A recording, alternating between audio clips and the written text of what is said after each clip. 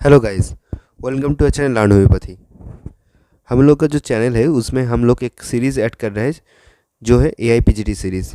तो एआईपीजीटी सीरीज़ में हम लोग पैथोफिजियोलॉजी का लेक्चर स्टार्ट करेंगे एंड हम लोगों का जो फर्स्ट लेक्चर होगा वो है ब्लड रिलेटेड, क्योंकि हर साल जो एलाइड सब्जेक्ट है उसके अंदर एआईपीजीटी में 50% जो क्वेश्चन उसके अंदर कवरेज होता है। तो हम लोग मेनली ध्यान देंगे एलाइड सब्जेक्ट के ऊपर। ठीक है, तो चलिए आज हम स्टार्ट करेंगे ब्लड के बारे में। तो ब्लड के अंदर क्या क्या है, एक है प्लाज्मा और जो है फॉर्म्ड एलिमेंट मतलब क्या है, आरबीसी डब्ल्यूबीसी एंड प्लेटलेट, ये तीनों मिला के एक फॉर्म्ड एलिमेंट होता है। And formed element and plasma ये दोनों मिला के कॉम्प्लीट होता है ब्लड। तो प्लाज्मा कैसे होता है, सीरम के साथ फाइब्रिन मिक्सड होके प्लाज्मा क्रिएट होता है and plasma plus formed element is equal to blood. जो एपीजे में पूछ सकते हैं वो है पीएच ऑफ ब्लड। तो पीएच ऑफ ब्लड क्या है, पीएच ब्लड का होता है 7.36 टू 7.45। ये आप लोगों का एआईपीजी में इंपॉर्टेंट क्वेश्चन है। ठीक है, जो ब्लड का पीएच क्या है। अभी हम आते आरबीसी के बारे में। आरबीसी के बारे में हम लोग डिटेल्स नहीं जानेंगे, जो जो चीज़ इम्पोर्टेंट होता है पीजीटी के लिए उतना ही जानेंगे, क्योंकि हम लोगों के पास एक साल है एंड एक साल के अंदर हम लोगों का सारे सब्जेक्ट कवर करना होता है। तो इसलिए हम लोग आरबीसी के जो जो सिम्टम, जो जो टॉपिक, जो जो पार्ट्स एआईपीजी में पूछ सकते हैं उससे अंदर ध्यान देंगे। तो हम लोग आरबीसी के अंदर फर्स्ट देखेंगे जो कैरेक्टरिस्टिक्स ऑफ आरबीसी के अंदर उसका शेप कैसा होता है, बाइकॉनकेव शेप। एंड आरबीसी कैसा टाइप का होता है, सर्कुलर टाइप। तो आरबीसी का जो शेप इंपॉर्टेंट होता है, कई बार पूछ सकते हैं एमसीक्यू में, जो आरबीसी का शेप क्या है वो है बाइकॉनकेव शेप। बट यहाँ पर एक ट्विस्ट है, if this biconcave shape is lost this is called as spherocytosis. Spherocytosis term कब यूज़ होता है, जब आरबीसी का जो बाइकॉनकेव शेप है वो लॉस्ट हो जाता है, तब हम लोग उसको बोलते हैं स्पेरोसाइटोसिस। फिर because of the biconcave shape it can squeeze into small capillaries and also it increases the surface area for diffusion of oxygen. Biconcave shape होने की वजह से it can squeeze into small capillaries. जो आरबीसी है वो small capillary के अंदर squeeze हो सकता है and also it increases the surface area for diffusion of oxygen, क्योंकि आरबीसी ऑक्सीजन को कैरी करता है, इसलिए जो बाइकॉनकेव शेप होने के वजह से इसका सरफेस एरिया बढ़ जाता है, इसलिए ऑक्सीजन डिफ्यूजन भी ज़्यादा होता है। तो नॉर्मल जो आरबीसी का लाइफ स्पैन होता है वो होता है 120 डेज इन एडल्ट। एंड जब चिल्ड्रेन का बात आता है, जब इन्फेंट्स का बात आता है, सॉरी चिल्ड्रेन नहीं इन्फेंट्स, जब इन्फेंट्स का बात आता है तब आरबीसी का लाइफ स्पैन होता है 100 डेज। तो single RBC is light brown और येलोइश इन कलर। तो जो आरबीसी का कलर होता है वो कैसे कलर का होता है, लाइट ब्राउन कलर और येलोइश कलर। बट वो जब बंच में रहता है तब उसका कलर होता है रेड कलर। और एक साथ बंच में रहता है तब उसका देख हम लोग देखेंगे तो उसको रेड लगेगा, बट जब सिंगल पोर्शन में रहेंगे तब येलोइश और ब्राउनिश कलर टाइप हो सकता है। अभी हम देखेंगे जो आरबीसी का डायमीटर वो कितना है, 7.2 माइक्रोन। ये एआईपीजी में पूछ सकते हैं। तो हम लोगों के पास बहुत सारा एमसीक्यू का क्वेश्चन आ गया। एक स्पेरोसाइटिस क्या है, बाइकॉन आरबीसी का शेप क्या है बाइकॉनकेव। ठीक है, आरबीसी का लाइफ स्पैन क्या है 120 डेज, बट इन्फेंट के लिए 100 days. Normal life span RBC का हो गया। अभी हम लोग मैच्योर जो आरबीसी होता है उसका डायमीटर कितना है, 7.2 माइक्रोन। आरबीसी का पीएच कितना है, ब्लड का पीएच कितना है, 7.36 टू 7.45। एंड जो आरबीसी का जो एवरेज थिकनेस होता है वो क्या, 2.2 माइक्रोन। अभी आरबीसी के अंदर क्या क्या नहीं होता है, मतलब आरबीसी क्या क्या कंटेंट नहीं करते हैं। आरबीसी के अंदर जो मैच्योर आरबीसी होता है उसके अंदर न्यूक्लियस नहीं रहता है। ठीक है, ribosomes they are enable to synthesize protein. तो आरबीसी के अंदर राइबोसोम भी नहीं रहते हैं। ये आप लोगों का एबीसी में पूछ सकते हैं, जो आरबीसी का एक मैच टू बॉक्स करके दे सकते हैं जो आरबीसी के अंदर क्या क्या नहीं रह सकते। ठीक है, तो न्यूक्लियस तो नहीं रहेंगे मैच्योर आरबीसी के अंदर, राइबोसोम्स नहीं रहेंगे, तो राइबोसोम नहीं होने के वजह से it is unable to synthesis protein, ribosome नहीं है तो इसलिए वो प्रोटीन सिंथेसिस नहीं कर पाते हैं। ठीक है। माइटोकॉन्ड्रिया, माइटोकॉन्ड्रिया नहीं है तो therefore no Krebs cycle takes place in RBC. तो माइटोकॉन्ड्रिया नहीं है तो क्रेब्स साइकिल, एनर्जी एनर्जी किसके अंदर होता है, माइटोकॉन्ड्रिया के अंदर। ठीक है, सेल का जो एनर्जी रहता है वो माइटोकॉन्ड्रिया के अंदर होता है। तो जब माइटोकॉन्ड्रिया नहीं है तो आरबीसी के अंदर क्रेब्स साइकिल होने का कोई जगह भी नहीं है, तो आरबीसी के अंदर कोई भी क्रेब्स साइकिल्स नहीं होता है। बट उसका तो एनर्जी चाहिए ना, तो उसका energy but derive their energy mainly via Embden Meyerhof pathway. ठीक है। तो ईएमपी होता है, जो वो होता है ना ईएमपी पाथवे, ये होता है जो एमडेन मायरहब पाथवे, इसके थ्रू से उसका एनर्जी डिराइव होता है। एंड मिनिमली मतलब मैक्सिमम जो एनर्जी आता है वो ईएमपी पाथवे में आता है, बट जो मिनिमली पाथवे आता है वो क्या से आता है, हेक्सोस मोनोफॉस्फेट संट और पेंटोस फॉस्फेट संट के संट से आता है। ठीक है। तो ये आप लोगों का इम्पोर्टेंट हो सकता है, जो एमडेन मायरहब पाथवे से एनर्जी डिराइव होता है माइटोकॉन्ड्रिया अंदर आरबीसी के अंदर। ठीक है। एंडोप्लाज्मिक रेटिकुलम नहीं रहते हैं, सेंट्रियोल नहीं रहता है। ठीक है। अभी हम आते हैं cell membrane of RBC contains blood group antigens. जो आरबीसी का सेल मेम्ब्रेन है उसके अंदर ब्लड ग्रुप एंटीजन रहते हैं। Cell membrane content proteins called as spectrin, spectrin. ठीक है। तो आरबीसी का जो सेल है उसके चार आसपास जो मेम्ब्रेन है उसके अंदर एक प्रोटीन रहता है जिसको हम बोलते हैं spectrin, which is contractile in nature, जो क्या है कैसे टाइप का होता है, कॉन्ट्रेक्टाइल टाइप का होता है। ठीक है। एंड मेंटेन्स द बाइकॉन्केव शेप और आरबीसी, एंड कॉन्ट्रेक्टाइल टाइप के होने वजह से वो आरबीसी का जो बाइकॉन्केव शेप है उसको मेंटेन करते हैं। तो मेनली आरबीसी का जो बाइकॉन्केव शेप है वो कौन सा प्रोटीन मेंटेन करते हैं, जो है आरबीसी का सेल मेम्ब्रेन के अंदर जो स्पेक्ट्रिन है वही मेंटेन करते हैं। ठीक है।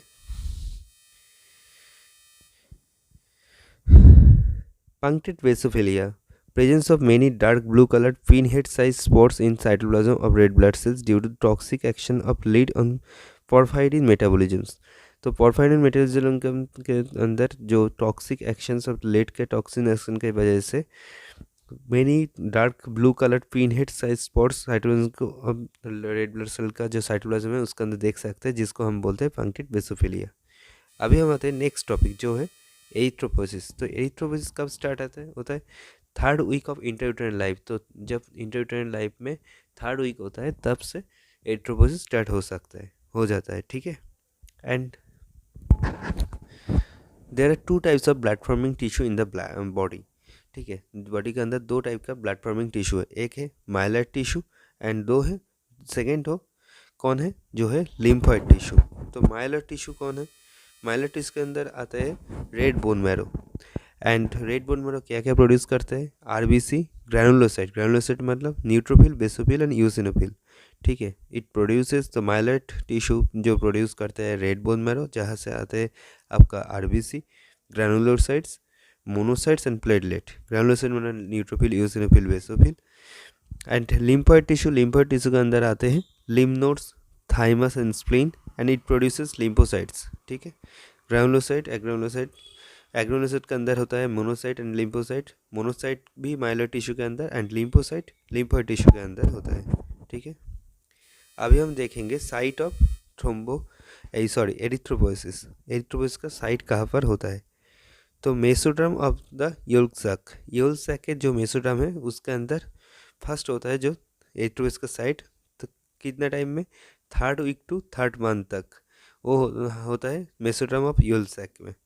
ठीक है। इंटरयूटेरिन लाइफ में थर्ड वीक थे थर्ड मंथ के अंदर मेसोड्रम ऑफ योल्क सैक के एरिथ्रोपोसिस होता है। यार erythropoiesis occurs within the blood vessels, so it is called intravascular erythropoiesis.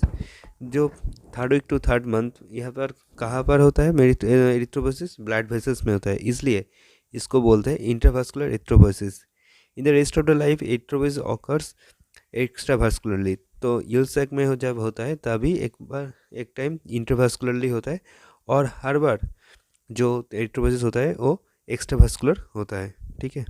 Hepatic phase में between third to 5th month of intrauterine life of the erythropoiesis occurs in thymus, liver and spleen। तो second जो phase है mesodermal young sac के बाद जब आते हैं तो हेपाटिक फेज में कहाँ होता है 3rd to 5th मंथ में, ठीक है, इंट्राउटेराइन लाइफ का। एंड कहाँ पर होता है, मेनली थाइमस, लिवर और स्प्लीन पर होता है। अब हम आते हैं माइलॉइड फेज। तो 5th life month 2 of intrauterine life onwards erythropoiesis takes place in the red bone marrow।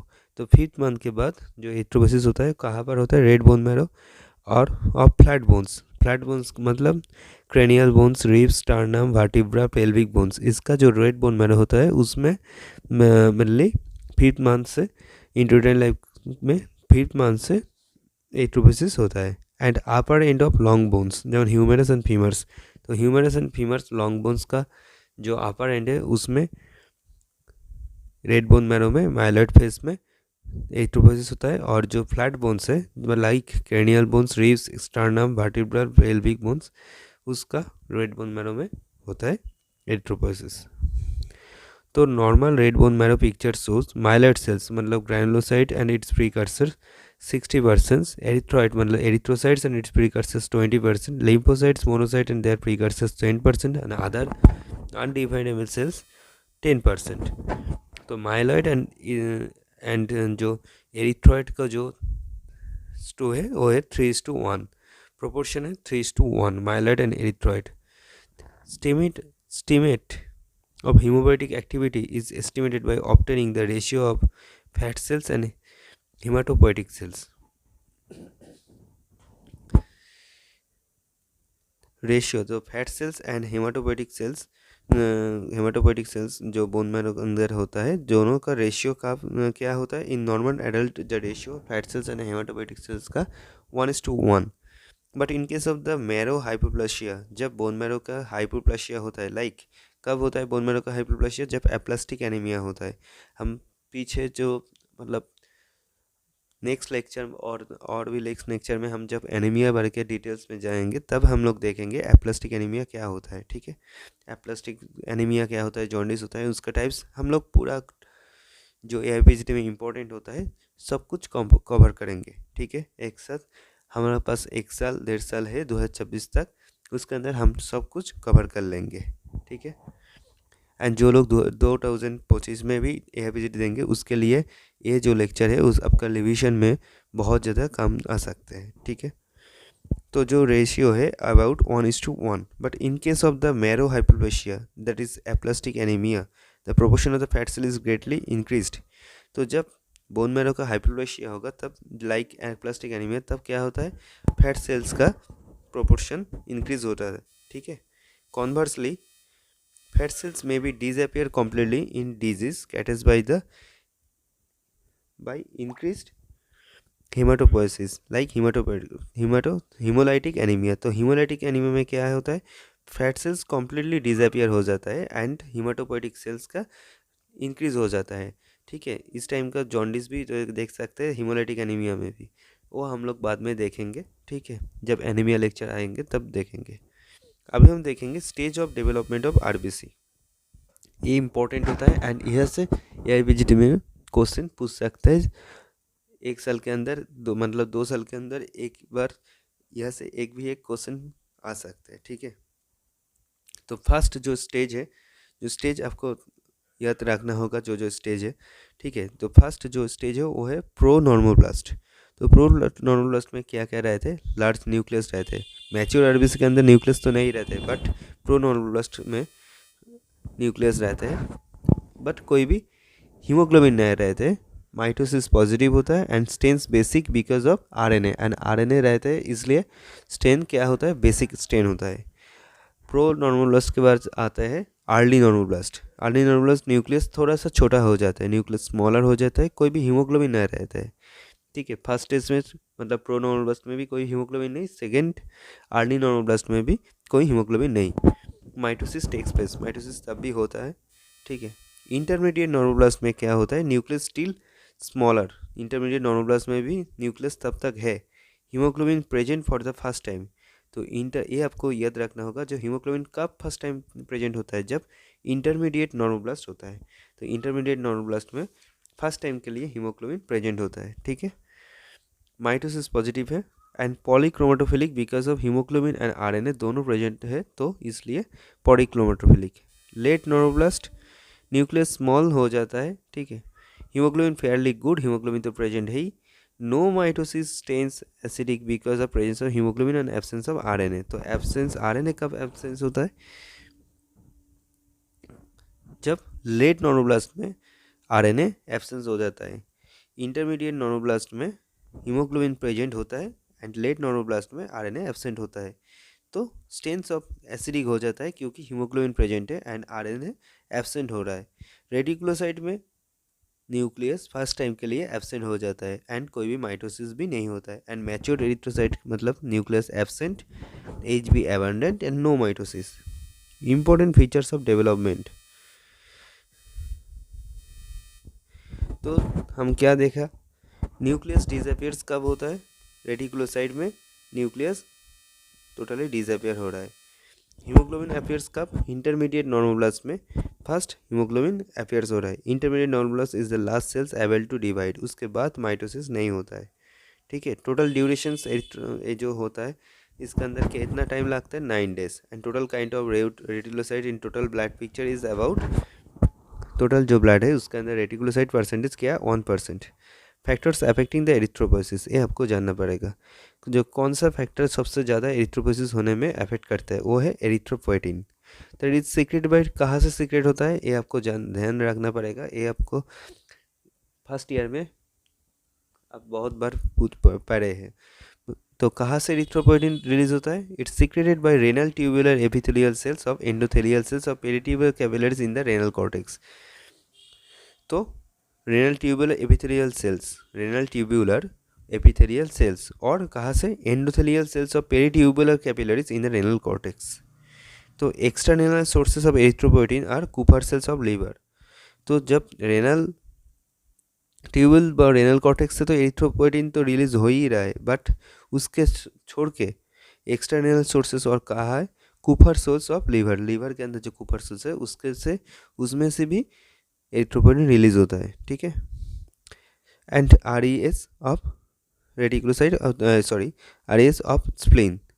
Whenever there is hypoxia of renal atrial blood, erythropoietin secreted. जब हाइपोक्सिया कंडीशंस मतलब ऑक्सीजन लेवल कम हो जाता है blood में, hypoxia का conditions create होता है रेनल एट्रियल ब्लड में, तब क्या होता है? एरिथ्रोपोएटिन सीक्रेट होता है। Thus all condition causing tissue hypoxia lead to erythropoietin secretions like high altitude। जब टिश्यू में हाइपोक्सिया कंडीशन होता है तब एरिथ्रोपोएटिन सिक्रेशंस होता है। कब कब टिश्यू में हाइपोक्सिया कंडीशन हो सकता है? जब लाइक हाई ऑल्टीट्यूड जाने में, एम्फाइसीमा के कंडीशंस में, सीवियर हेमरेज में हाइपोक्सिया कंडीशन हो सकता है। Vitamin B12 and folic acid stimulates erythropoiesis, and इसके साथ vitamin B12 and folic acid भी एरिथ्रोपोइसिस को स्टिमुलेट कर सकते हैं। अभी हम आते हैं ब्लड इंडिसेस। तो ब्लड इंडिसेस मतलब ब्लड के अंदर क्या क्या है? Ratio of RBC and WBC is 700:1, मतलब एक ब्लड के अंदर एक डब्ल्यूबीसी होगा तो 700 आरबीसी होगा। तो अब हम देखेंगे जो हेमाटोक्रिट वैल्यू और पैक्ड सेल वॉल्यूम और पीसीबी क्या है। It is the proportion of the blood volume that is occupied by the red blood cells, मतलब ब्लड वॉल्यूम जहाँ रेड अंदर क्या कितना परसेंटेज और कितना total red blood volume cells ले चुका है, वही है packed cell volume. And it is normally about the 48 ml 100 ml। तो 100 ml के अंदर 48 ml पीसीबी होता है, रेड ब्लड सेल होता है। Polycythaemia vera is associated with increased PCB और हीमाटोक्रिट वैल्यू। तो पॉलीसाइथेमिया वेरा मतलब जब रेड ब्लड सेल और पीसीबी इंक्रीज हो जाता है ब्लड के अंदर तब होता है पॉलीसाइथेमिया वेरा। तो कब कौन सा कंडीशन में देख सकते हैं, ये आपको एपीजीडी में पूछ सकते हैं। तो क्या क्या डिजीज कंडीशन में पॉलीसाइथेमिया वेरा हो सकता है? In COPD and other pulmonary disease associated with hypoxia also shows increased PCV. तो सीओपीडी एंड अदर कोई भी पल्मोनरी डिजीज जब हाइपोक्सिया कंडीशन क्रिएट होता है तब पीसीबी इंक्रीज होता है। तो मीन कॉर्पस्कुलर वॉल्यूम और MCV, it also known as mean cell volume, ठीक है। तो it is a measure of the average red blood cell volume. इसको क्या देखते हैं हम लोग, जो एवरेज रेड ब्लड सेल है उसका वॉल्यूम कितना है, वॉल्यूम ऑफ मतलब वॉल्यूम ऑफ सिंगल आरबीसी, ठीक है। That is reported as part of the standard complete blood count and it is measured तो एमसीबी कहाँ पर मेजर्ड होता है? Wintrobe's method. आपको एआईपीजीडी में एमसी के ऊपर ध्यान देना पड़ेगा, इसलिए पॉइंट को ध्यान देना पड़ेगा। तो इस विंट्रोप्स मेथड क्या है ये आपको और कोई नहीं पूछेगा, ठीक है, और आपके लिए ज़रूरत भी नहीं है, बट आपको जानना पड़ेगा जो complete standard blood count it's कहाँ से कहाँ पर मेजर्ड होता है, कौन सा मेथड में? विंट्रोप्स मेथड में आपको एमसीबी मेजर्ड होता है। तो इट्स एवरेज वैल्यू क्या है? 80 to 19 क्यूबिक माइक्रॉन्स, ठीक है। In patients with anaemia it is the MCB measurement that allows classification of the microcytic anemia. MCB below normal range. Measurement that allows classification microcytic anemia में MCB normal range से कम रहेगा. Normocytic anemia MCB normal range में रहेगा and in macrocytic anemia MCB normal range से ज़्यादा रहेगा, ठीक है। हाई MCB कहाँ पर, ये आपको ध्यान देना पड़ेगा, एपीजीडी इम्पोर्टेंट है। हाई MCB कहाँ पर होगा, कौन कौन कंडीशन में? जब पर्निशियस एनीमिया होगा, एल्कोहलिज्म और vitamin B12 and folic acid deficiency में हो सकता है high MCV. But low MCV कब? In iron deficiency anaemia, GI मतलब गैस्ट्रोइंटेस्टाइनल ब्लड लॉस, उस टाइम हो सकता है। और थैलासीमिया कंडीशंस और कोई भी क्रॉनिक डिजीज तब होता है लो एमसीबी। अभी हम देखेंगे Note, a low MCB number in patient with a positive stool guaiac test blood stool is high suggestive of GI cancer। मतलब जब एक लो MCB नंबर होगा पेशेंट के अंदर, उसके साथ GI ब्लड देख सकते हैं, मतलब सॉरी, उसके साथ जब स्टूल ब्लड स्टूल देखने को मिलेगा तब हम लोग GI कैंसर सोच सकते हैं। Mean corpuscular haemoglobin MCH, it is the average mass of hemoglobin per blood cells in the sample of blood. Mean corpuscular hemoglobin concentration MCHC, it is a measure of concentration of the hemoglobin in 100 ml of the red blood cells।